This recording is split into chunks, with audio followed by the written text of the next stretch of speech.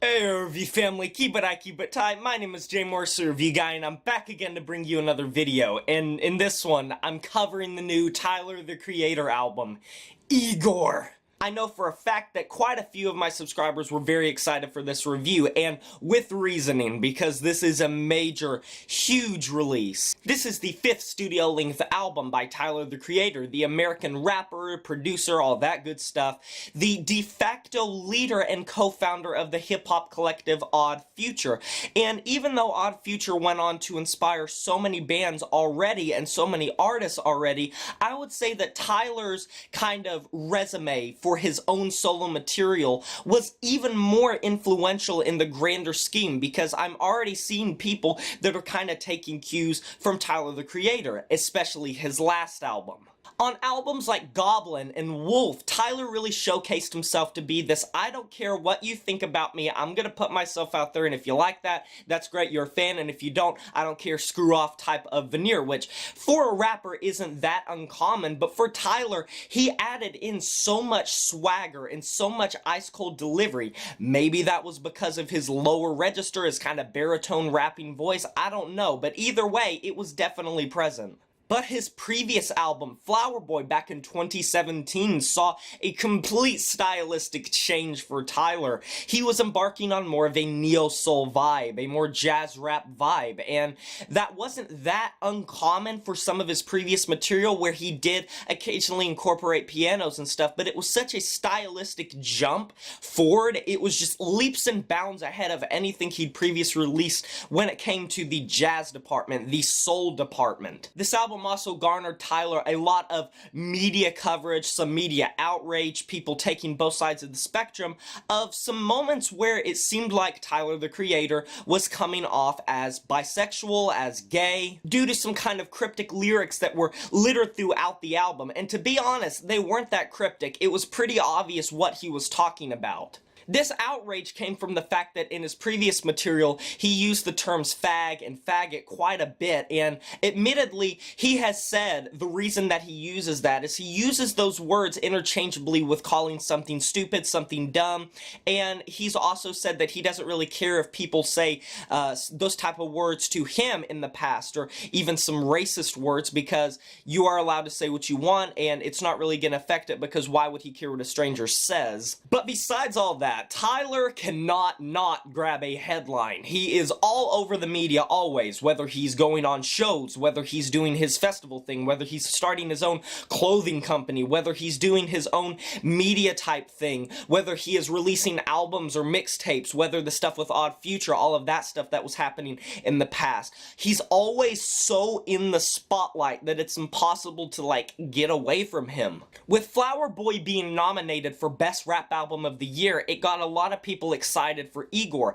Is it going to be the same as Flower Boy? Is it going to be more experimental, less experimental? Is it going to go back to his old days? Is it going to be more jazzy, more soul-inspired? What was it going to sound like? It's 39 minutes, it's 12 tracks, it's littered with quite a few uncredited guest vocalists, and let me just tell you, if Flower Boy, for a lot of people, was bad, like for people that maybe didn't like Tyler going into more of a jazz, neo-soul sound, then this will 100% be the nail in the coffin. And if you are a mainstream rap listener, and if you like just not much experimentation, if you kind of like cut and dry type stuff, cookie cutter type stuff, then let me just tell you, let me be the first to tell you that you're probably not gonna like this album. Whereas Flower Boy was quite accessible, I wouldn't necessarily say Igor isn't, I would just say it takes a little bit more to get used to. It finds him kind of searching some more heart-stricken territory, some more introspective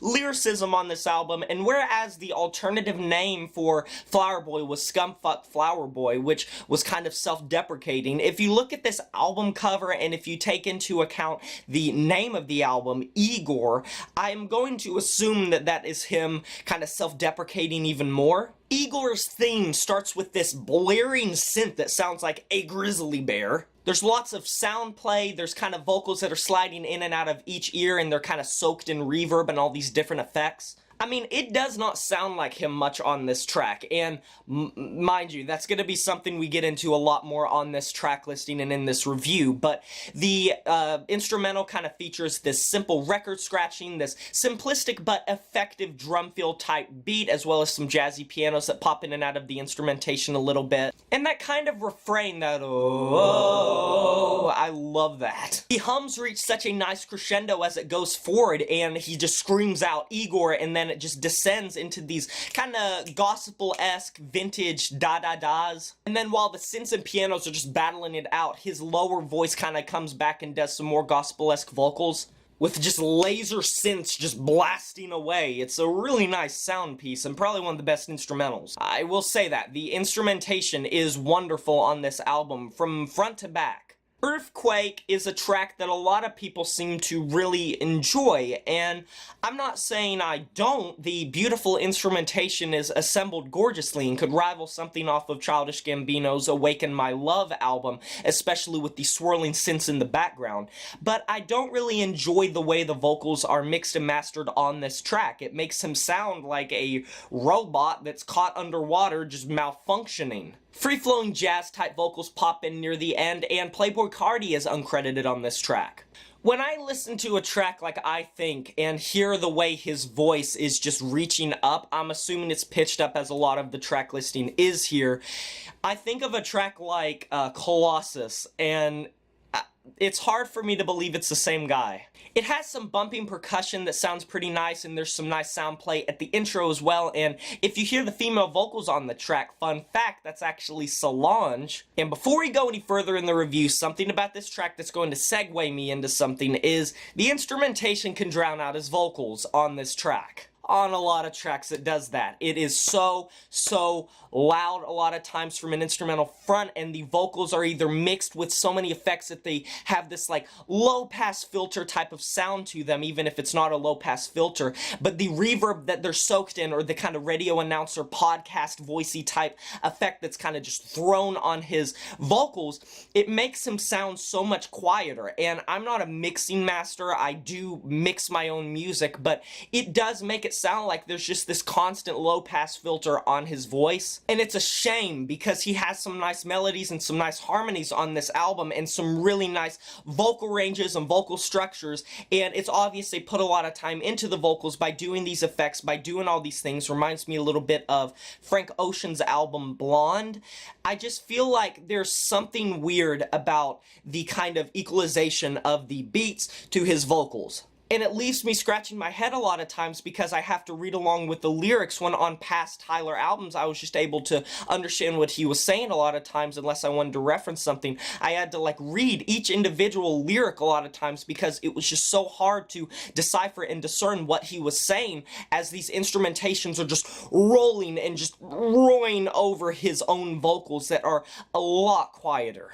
And unfortunately, that is a big gripe for the album for me, and it's something that does make it a little bit off-putting so much on the album, and I find myself so much saying that about a lot of these tracks. So going forward in the review, I'll try not to really say that about a lot of tracks, but know that a lot of them do that, and if you listen to this album, you're gonna hear it. Listen to it again, you might have not noticed it, but the beats are just so much louder than his vocals. Running out of time exposes kind of some of my other issues with this album. It does have a nice futuristic synth-based sound on it, but I'm gonna sound like a broken record. These pitched up vocals I think are unnecessary a lot of times, and once again I will make a comparison, I'll strike a comparison to Frank Ocean's album Blonde.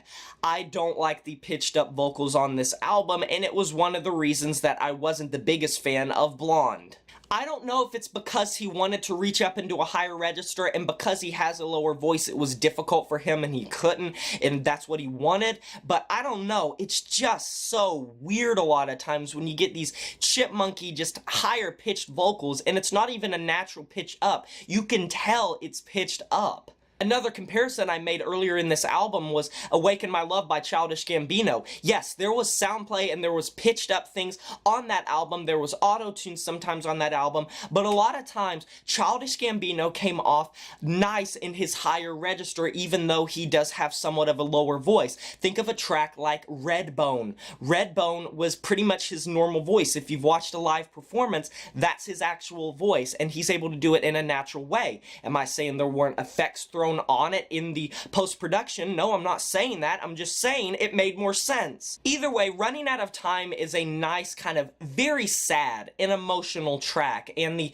snaps with the instrumentation near the end and the close claustrophobic breathing ends out the track very well in the latter half. New Magic Wand starts with these low bassy synths and it kind of does this what sounds to be a manipulated laugh from Tyler. His delivery is ice cold like a glacier on this track. And the way he just rolls in and punches with these synth notes, it's just like he's going through a wall. The synths go so loud and freak out near the end and Tyler goes along with them very well, but sorry I have to say, it does drown him out a little bit, and he sounds like a robot underwater again. A Boy Is a Gun, I will say that it is pretty good. It's pretty middle of the road. I like the lyricism a lot. It's one of the main reasons I'm shouting this track out. It's delivered in a very poignant way, and the gunshots add a nice effect. It's very jazzy, very snappy, which contrasts nicely with the serious topic of the track. Puppet features some uncredited vocals by none other than Kanye West, and it has a nice vintage old school neo-soul feel to it, with abstract synth chords fading in and out of the ethosphere coming out of nowhere and mixed and mastered to a great effect. I really like that old school feel, especially with the slow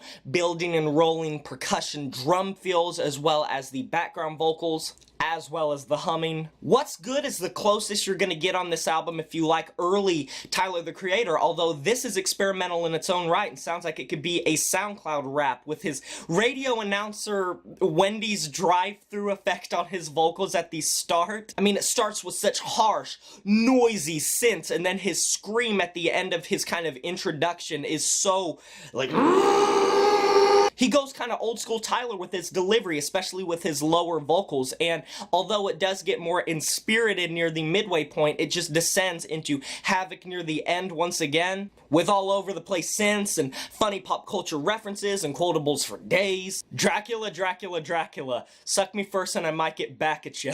It has to be one of the funniest pickup lines I've ever heard. Gone Gone / Thank You and I Love You Anymore, they all boast some pretty nice jazz production, but the memorability isn't as strong as I might have liked them to be. In the track listing, they do boast some nice instrumentals, they do boast some nice production, although those same issues that I've talked about previous in this review do still come up quite a bit on these tracks. The memorability doesn't strike me as hardcore as some of the best tracks on this album, and they're pretty much just okay. There's nothing to talk about them that I'm just that's jumping out at me saying they're amazing, but they're by no means bad. Certainly listenable, certainly palatable, and certainly sweet and endearing if nothing else. Are We Still Friends, on the other hand, is just this slow, sensual neo-soul jazz piece that ends the album off, and it's so gorgeously assembled and so extravagant that it sounds like it's shipped straight out of the beautiful neo-soul and jazz department. So harmonious, so glorious. Some guitar chords as well in the background as the track progresses, and that distorted scream near the end is just so nice, especially when he goes through it and then he goes. It gets so triumphant near the end, and it does feel like a logical conclusion, a logical end. So Igor, what can I say? It boasts some pretty good production, and the vocals do get drowned out quite a bit, and I wish it wasn't like that. Some of these song topics are very powerful, and a lot of the harmonies are still nice if you read between the lines, and if you read the lyrics, they're very powerful as well. The instrumental palette is just amazing. It's so amazing. It's neo-soul and jazz, and if you like that, you're gonna like this album. But if you like old Tyler, there's a chance that you may be a little bit off-put, you might be a little bit rubbed the wrong way with it. But if you enjoyed Flower Boy, I can't see why you wouldn't necessarily like this album. But if you dislike Flower Boy, you may not like this album. They're very different, though, at the end of the day.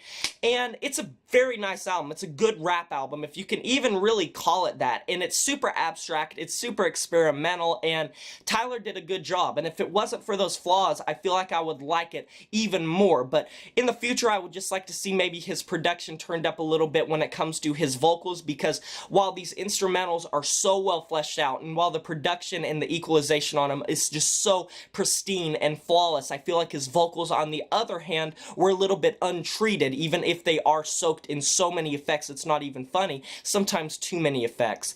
Either way, I like this album, and I suggest it to any hip-hop heads. I'm going to be giving it a 7 out of 10, and that is a wrap. Please stay for the end screen on links and videos that you might be interested in. Be sure to subscribe to the channel and smash that notification bell to be notified of my future uploads. If you're new to the channel, like this video if you enjoyed it, helps me out a lot, and comment down below what you thought of this album. I'll talk to you guys next time, but until then, my name is Jay Morris, the Review Guy, and I'm signing off saying farewell.